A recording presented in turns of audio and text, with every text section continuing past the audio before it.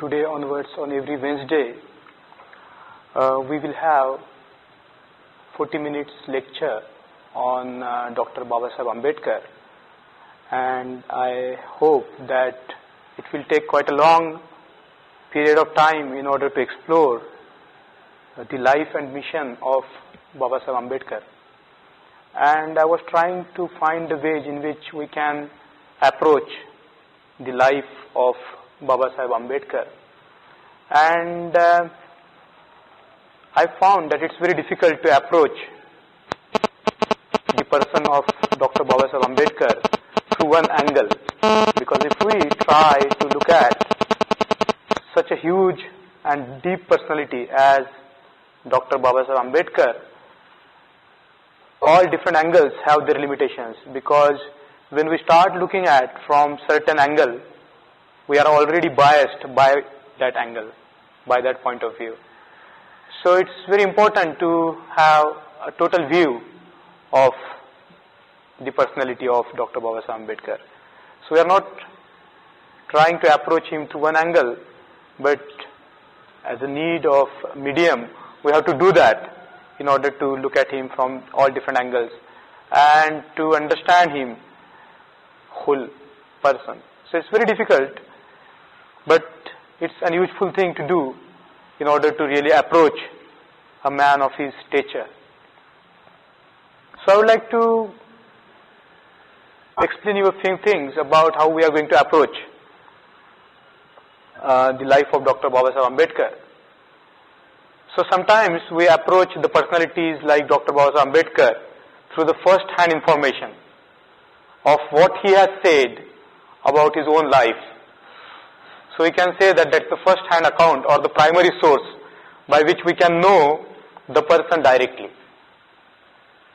Then there are the second-hand sources by which we can know about the personality, and that is through various biographies, that is through the mouths of various people who have lived around such a person. So we can call that the secondary sort of account of his life. And also the third, or even you can say the fourth account of his life, or the sources, the secondary or the tertiary sources by which we can know about such personalities. And when we look around, we can find different accounts of his life. Different biographers have written a lot of things about Dr. Babasaheb Ambedkar's life, and they are still available with us.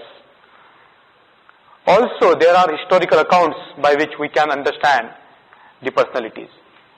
And there are records which are preserved in terms of the photographs, in terms of archives, in terms of the National Archives, in terms of his interviews, in terms of his footages that are available to us. So that's another way by which we can understand the person. So we have like the first-hand primary information about the person, we have the secondary information about the person, we have the whole range of records which are created around his person by which we can know the person. Then we have the biographies that are available with us, through which we can know the person. So I think that's one way of knowing the person. But also it's very important for us to understand the person through our own self.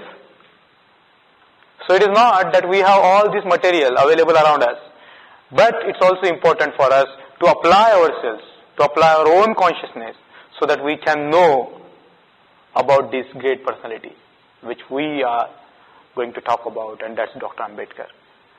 So the records, all different kinds of archives, all different kinds of biographies are very important, but it's also very important for us to apply our own consciousness, to apply our own intellect in order to make sense of that personality. So I would say that this fifth dimension of knowing Dr. Babasaheb Ambedkar is very important, that is through our own consciousness, through our own experiences. Though however limited they are, we are going to try to understand Dr. Babasaheb Ambedkar. Then there are different mediums by which we can know about Dr. Ambedkar or about any person. And that's through different stories around him, different myths, different folk songs, different or various stories, various allegories, various myths, as I said in the beginning, we can know about the person. Because sometimes the words might not really fully grasp the personality. So we have to use different images, different symbols, various stories that are viewed around his life. Through them, we can understand the person. So medium is very important to understand the person. So there are different media by which we can understand the personality of Dr. Babasaheb Ambedkar. And there are many of these media which are available to us by which we can understand and appreciate and grasp, depending on our own consciousness, the personality of Dr. Babasaheb Ambedkar. And there is the third way by which we can understand the personality of such a man, because according to the Buddhist law of causality, there is not a single cause for certain phenomena to arise. There are many causes and conditions by which different phenomena arise. Not just one cause. There are many conditionalities. And depending on those many conditionalities or conditions, the phenomena emerges. Same is true about the people. They are not here or they don't operate owing to one single condition, but there are all range of wide-ranging conditions by which the personalities come into existence. All different ranges. So we are also trying to approach the personality of Babasaheb through different causes and conditions. So we can see one setting, the family setting of Dr. Babasaheb Ambedkar, the social setting, his educational experiences, his whole range of experiences in all different wide-ranging areas. So that's the third way by which we can appreciate or understand or grasp the personality of such a man or such a man of great stature. And there is, as I said, very, very important to understand that there is so much in the life of Dr. Babasaheb Ambedkar that the words will fail to grasp. Because if we look back in the historical setting, we can find that it's very difficult for us to understand what one man has done. It's very difficult. It's incomprehensible, I would say, to really make sense of what happened during the course of his life. Because his life has not only affected millions of people during that period, but it's going to have the impact on the generations to come. Not only us, but throughout India. If you notice, if you try to look at the sociological facts, you will find that his influence is increasing day by day. He is the most widely read person in India, and people are getting inspired by his personality every now and then, minute by minute, second by second. There are people who are getting inspired and motivated by Dr. Babasaheb Ambedkar. So there is so much literature, so many facts, so many stories, so many things that are there when we look at Dr. Babasaheb Ambedkar's life. So what I am going to do today is to talk about the man, about his physical attributes, about his family setting, but I am not going to dwell quite a lot on that, and about his some struggles. I am not going to touch a lot of points today, but I am going to do that in the course of our classes. So some of you or most of you might be knowing that he was born in the family of Sakpal. He was born in the family of Sakpal, and let's look at his family tree, because it's very important to look at the family tree of such a great man. His grandfather, his name was Maloji. His name was Maloji, and he was called Maloji Sakpal. Some people also take his name as Malnak Sakpal. Now this is very, very important. Some people call him as Maloji Sakpal. And some accounts say that his name was Malnak. Now if you look at this word Malnak, this word Nak means Nag. And tomorrow if you go to the Koregaon, this Koregaon pillar, you will find the name like this. This Nag, that Nag, Falana Falana Nag. You will find these names inscribed on that particular pillar. So this points out to a very important part in the tradition or in the history of the so-called untouchables, that he was called Malnak and sometimes as Maloji. And he served in military because Dr. Babasaheb Ambedkar had the military history. His family had a military history. So he served in the military, and he had one son. His name was Ramaji, and a daughter whose name was Meera. He had two children, Ramaji and Meera. And one of the accounts point out to a very important fact that he had a third son. We don't know whether he was his son, but Ramji had a brother whose name we don't know. But he became an ascetic. He became a sannyasi. He renounced his house and he became a sannyasi, and he was called Fakira. And it's very important that Fakira met this brother of Ramaji, met Ramaji and his wife Bhimabai in very important place, Lahore, in 1879, when Ramji was posted in that area during the Afghan war. And there are legends, according to the legends, this Fakira told that Bhimabai will bear a son who will be kind of a light to the world. Now these are the stories, as I was telling you, that there are myths, there are stories, and we are trying to understand or make sense of Dr. Babasaheb Ambedkar's personalities through all different kinds of doors. So this son, we don't know whether he was a son of Malnak, but he was certainly brother of Ramaji, whom he met in Lahore in 1879. So Ramaji was born in 1848. He was born in 1848 and he died in 1913. You have to keep these dates in mind because they will make sense to you when we talk in details about life of Dr. Ambedkar. So if you can, I would like to request you to keep these dates in mind because they are very, very important for us to understand or get the full view of the personality and what happened in the life of Dr. Babasaheb Ambedkar. He died in 1913.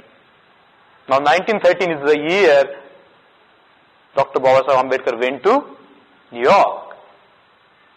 The same year his father died and he leaves his home to get higher education in New York. So these dates are very important. So I would like to request you to keep those in your memory. Ramaji, Babasaheb's father, was a very pious and religious man. When Babasaheb was a child, he used to tell him the stories, ethical stories about how a man should be, how he should behave, what sort of values or what sort of qualities a person should develop. So he was a very inspiring figure. If we just look at the personality of Ramaji Sakpal, he must be a very great man if you just think about him, because he joined British Army in the year 1866. 1866, he joined the British Army and he was under the command of Subedar Major Lakshman Murbatkar. He was under the command of Subedar Major Lakshman Murbatkar. That was the highest rank which an untouchable or an Indian could attain in the Indian Army. Ramaji's wife, Bhimabai, her surname was also Murbatkar. And she has a long tradition of military background. It is said that her 6 uncles were in the army. And her father himself was in the army. So they had a rich tradition of military. And Ramaji Sakpal was promoted as a Subedar, headmaster of an army normal school. So he was a headmaster of the army normal school. Now he is a very ultimate combination, Ramaji Sakpal. He is a teacher, he is a military man, he is very pious, he is very religious person, and I imagine that he must be a very tough man. He must be a disciplinarian. And his toughness can be seen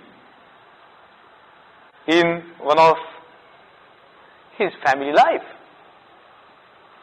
He, Bhimabai, gave birth to 14 children. How many children? 14 children. Ramaji and Bhimabai, they had 14 children. 14 children. And only their 5 children survived. And all died. And we don't know the names of many of them. Because only 5 survived. And Dr. Babasaheb Ambedkar was the last one to born. He was the 14th child of Ramaji and Bhimabai. 14th child. And the eldest child, Balaram, he survived. The name of Babasaheb's elder brother, who must be, if you can imagine, Dr. Babasaheb Ambedkar was the 14th child, his elder brother, or the eldest in the family, must be much elder than Babasaheb Ambedkar. Because he was the 14th child. And the first child, his name was Balaram.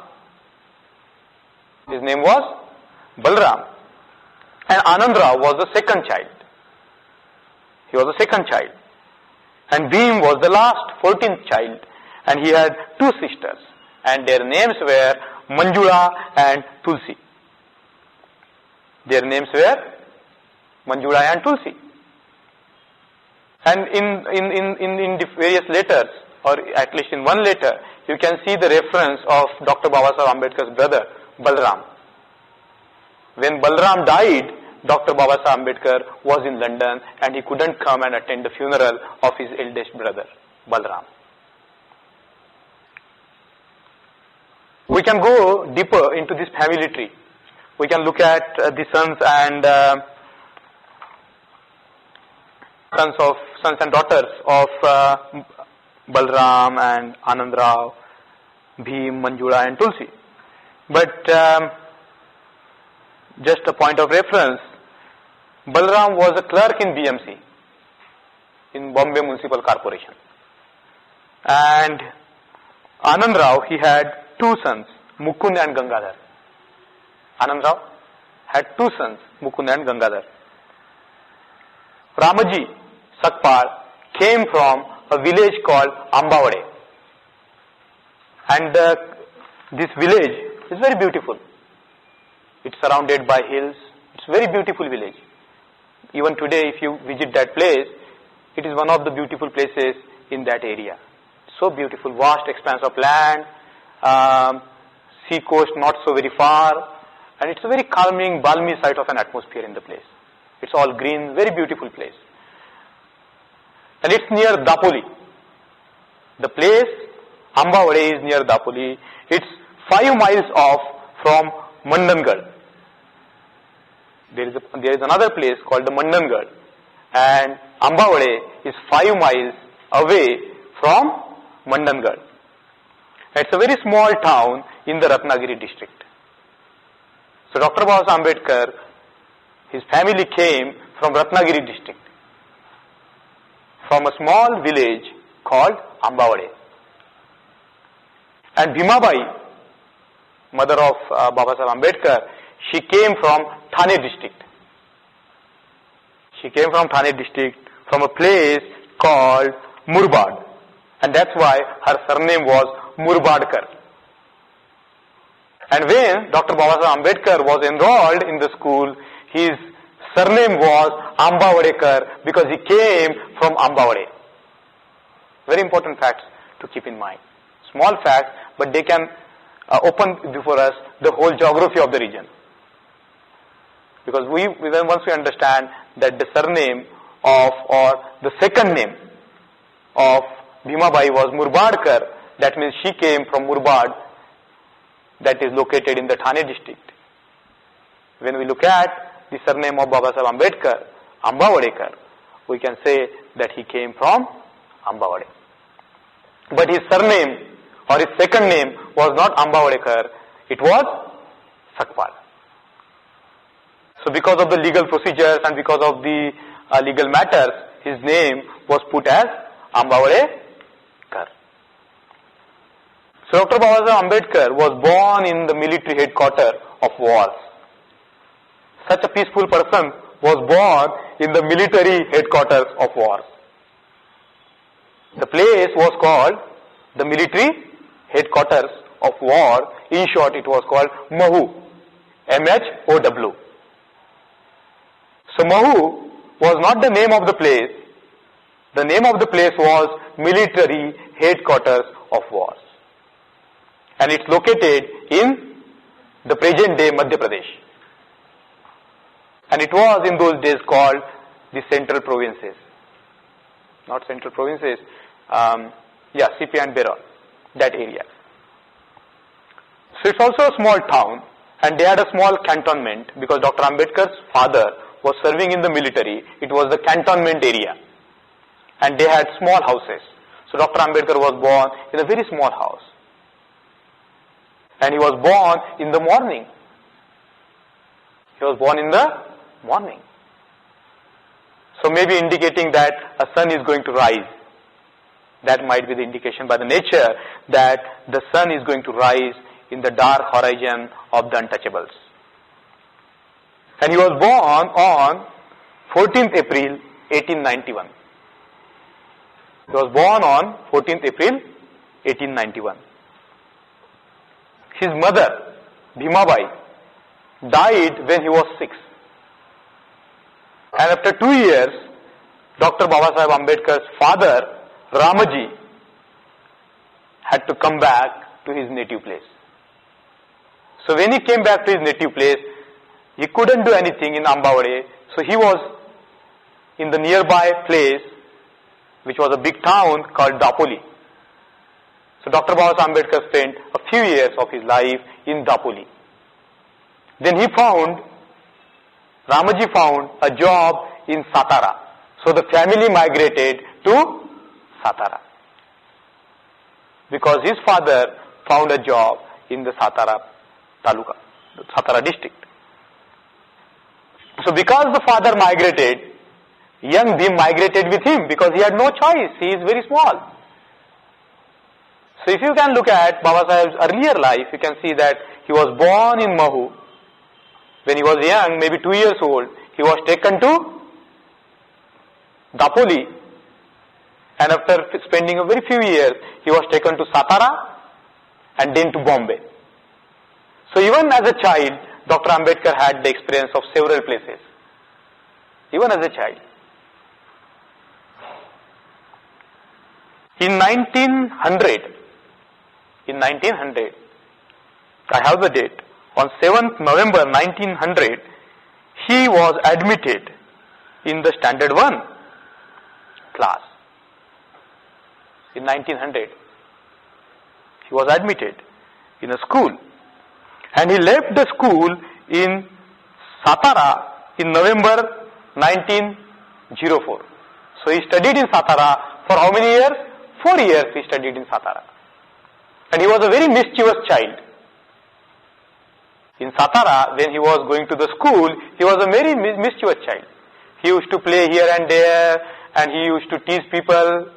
He used to climb the trees, and for his own amusement, he worked as a hamal in the Satara station. He was a very mischievous child. Very mischievous child. And he himself had told the stories about his Satara life. And one day we will look at them in details. So he worked as a hamal, and his aunt Mira was very unhappy with him. But she did not scold him because she used to love him quite a lot. She was a very kind-hearted woman, his aunt, Miratai, who was a sister of Ramaji. She was a very kind-hearted, very loving person, and she was a little bit hung back. So the family migrated to Bombay. And in Bombay,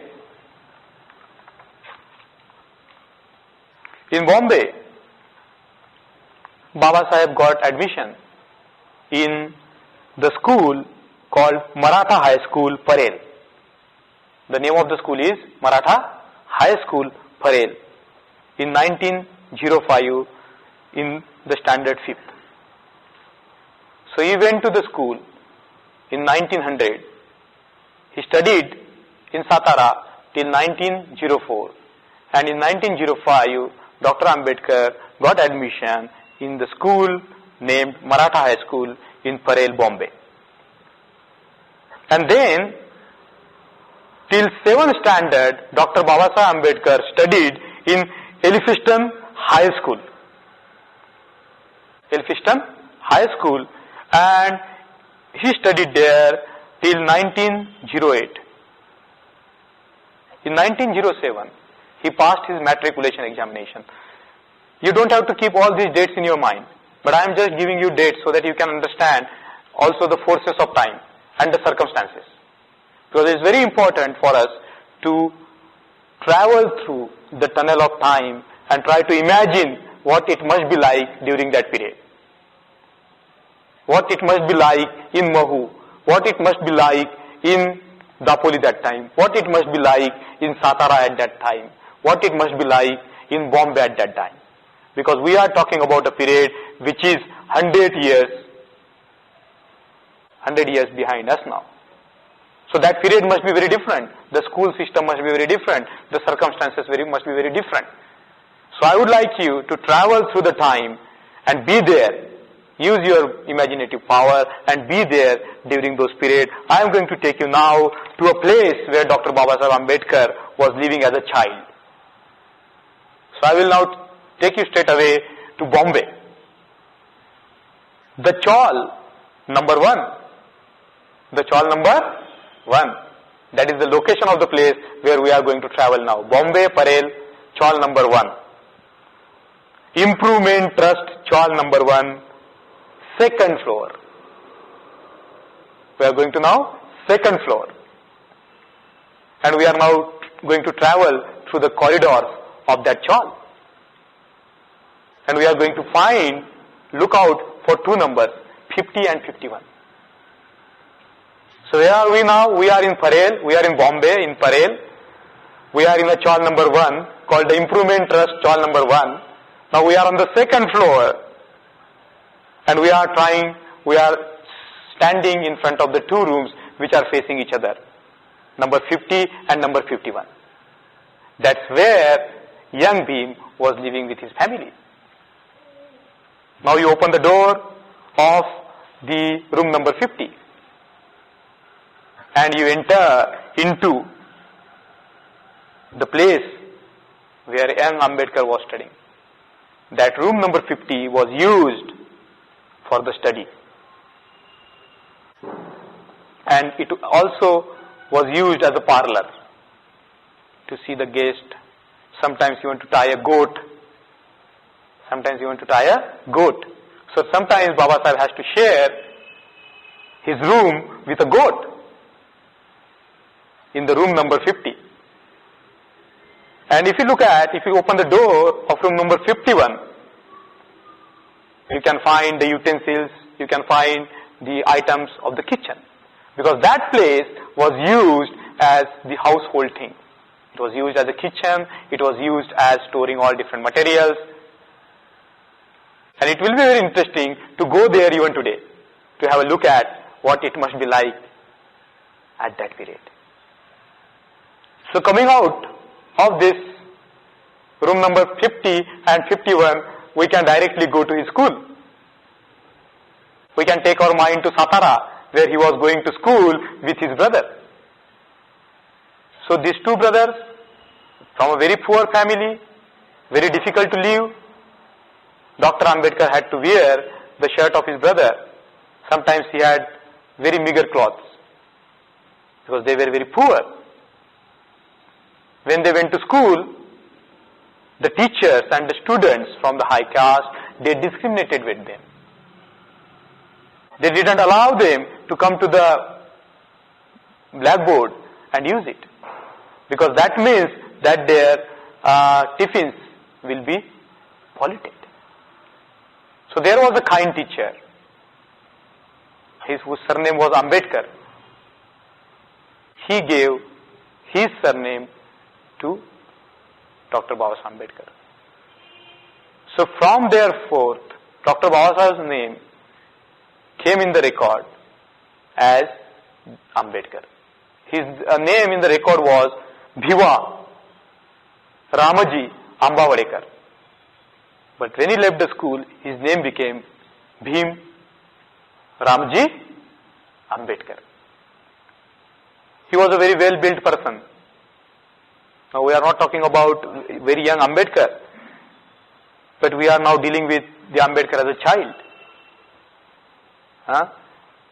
The atmosphere in which he was born, the conditions in which he was living, the social sufferings or social problems that he was facing, the poverty around him. He was a very poor man. He was born in a very poor family.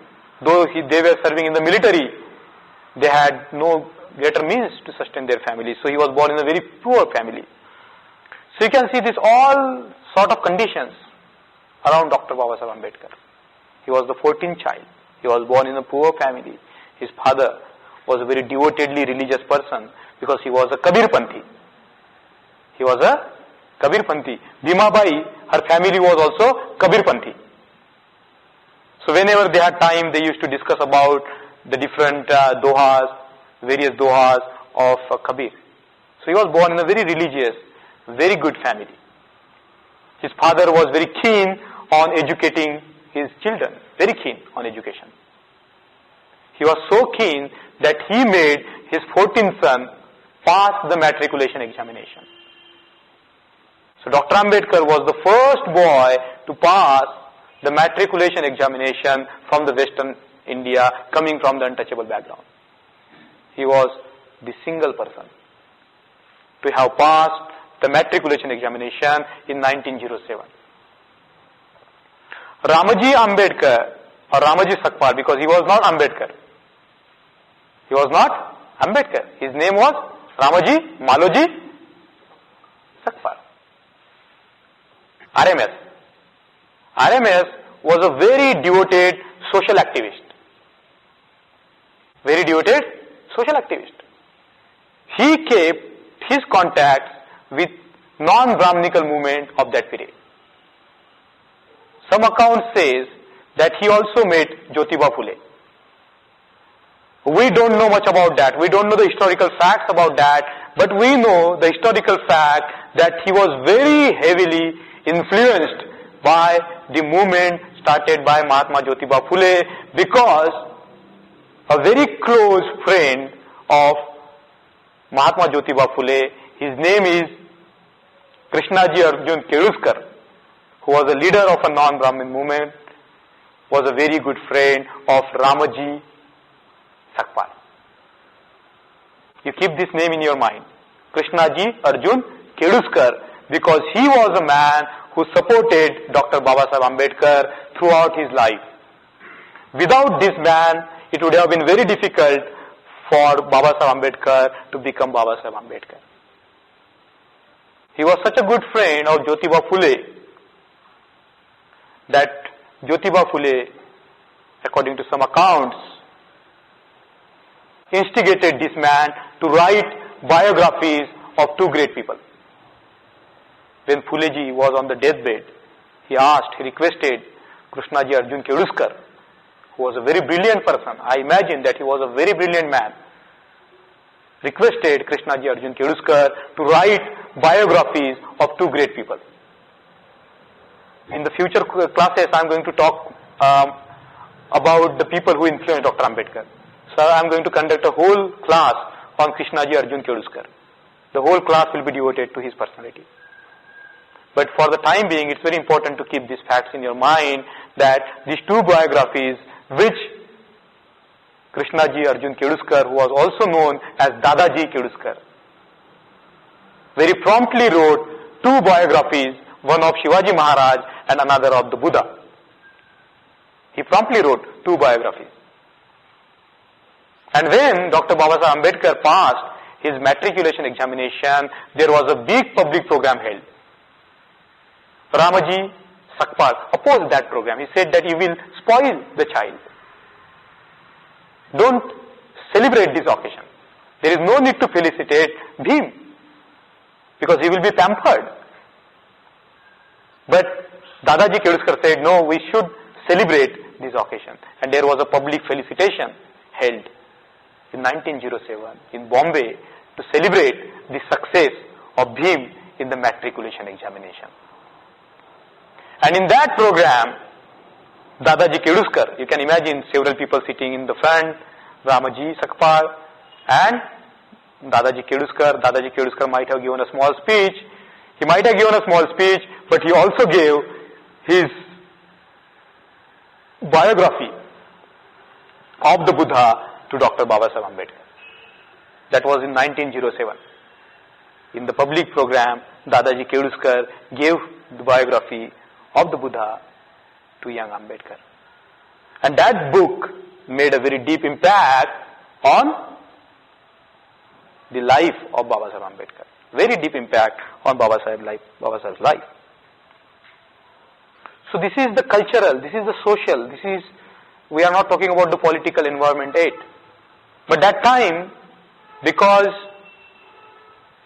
there was our people in the military, they couldn't be enrolled as the martial race, our people were making the petitions on the behalf of our community so that our people can be in the army. So this is a very important point because the surname of Ramabai, whose name was Rami, and Dr. Ambedkar was married to her after the matriculation, and she was 9 years younger to him, because that was the tradition of that time. So when she came from a family of the Valankars. Now this word is very important, Valankar, because Gopal Baba Valankar was one of the very important persons before Dr. Babasaheb Ambedkar who wrote petitions to enroll our people in the military, Gopal Baba Valankar.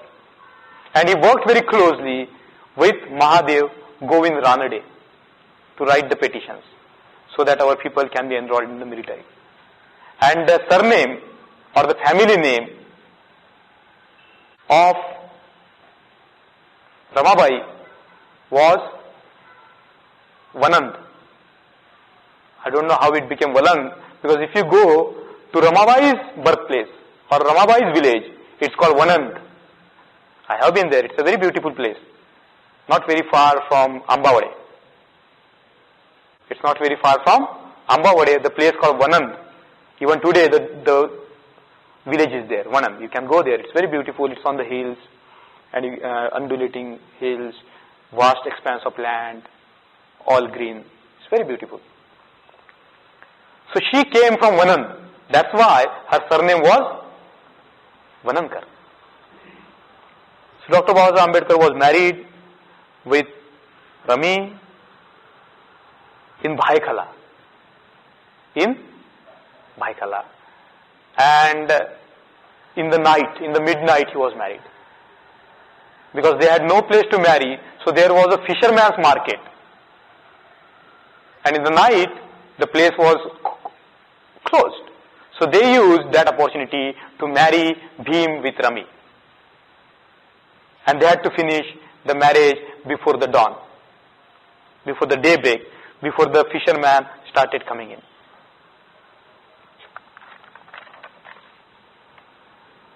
So today we covered a little account of Dr. Babasaheb Ambedkar as a child.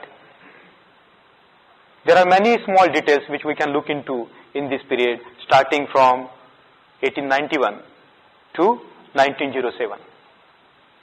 There are many legends as to how Dr. Babasaheb Ambedkar was studying in that small room, room number 50. How he was studying there and how his father used to wake him up and ask him to study. But Dr. Ambedkar was never in the mood to study. He was tired and he didn't want to study. So it is said that he even used to be very angry at his father. Why this man is asking me to get up in the morning and study? I must sleep. So there are some stories around this room number 50 as to how he lived, how he suffered. They had no electricity, so young Ambedkar had to go out and study in the street light. Because it was a small room, he used to go to the garden and study in the Charni Road.